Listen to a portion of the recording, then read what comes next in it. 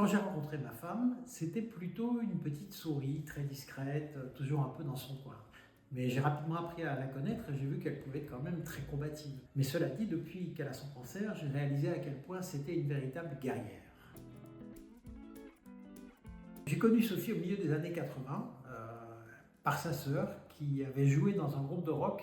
Et moi, j'avais répondu à une petite annonce de ce groupe pour les rejoindre comme guitariste. J'avais 30 ans, elle en avait 20, et ce qui m'a séduit chez elle, c'est son intelligence, sa vivacité, ses goûts musicaux, c'était très important, et sa peau brune et ses cheveux bruns, ses beaux cheveux bruns. On s'est mariés en 2002. Avant ça, on avait eu 2 filles qui ont maintenant 30 et 35 ans, et la plus grande nous a donné 2 petits-fils. Avant le cancer, on était souvent à distance. Moi, j'étais à la retraite, et Sophie, elle est psychiatre et avec des responsabilités de direction. J'avais acheté une maison pour y installer un studio d'enregistrement, donc j'étais très souvent là-bas, à la campagne. On se voyait en moyenne une semaine sur 2 avec Sophie. Et les moments où on se retrouvait comme ça, c'était parfois un peu compliqué pour se remettre en face, pour décider ce qu'on allait faire, pour ajuster un peu nos souhaits, pour se retrouver proches. Alors l'annonce du cancer, elle a modifié complètement cette dynamique. Sophie, elle s'est mise en arrêt. Moi, j'ai décidé d'interrompre mes travaux et de rester à la maison en région parisienne. Et du coup, on a passé beaucoup plus de temps ensemble à partir de ce moment-là. Ça m'a donné davantage la possibilité d'exprimer ma proximité avec des câlins, des caresses.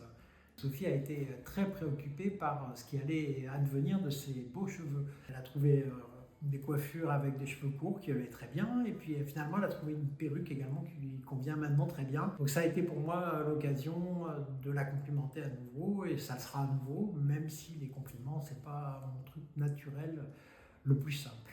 On a pu renouer aussi avec davantage de complicité. Quand je la voyais avec son casque réfrigérant sur la tête, elle me faisait penser aux rugbymen qui portent des casques. Donc je lui ai montré des photos de ces rugbymen côte à côte avec des photos que j'ai prises d'elle à cette occasion, ce qui nous a bien amusés tous les deux.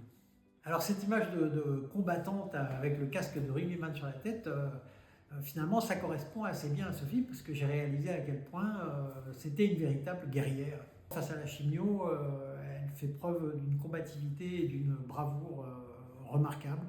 Elle s'y rend à chaque fois sans se plaindre, sans geindre, sans gémir. Je connaissais cet aspect de sa personnalité, mais j'en connaissais pas vraiment les limites. C'est vraiment quelque chose qui m'impressionne et qui continue de faire mon admiration. Alors Sophie, si tu m'écoutes, sache que je t'admire d'autant plus pour ton intelligence toujours aiguisée, ton énergie et ta combativité, que je te trouve toujours aussi belle, avec un ou avec 2 seins, avec ou sans cheveux et avec ou sans perruque, et que je t'aime.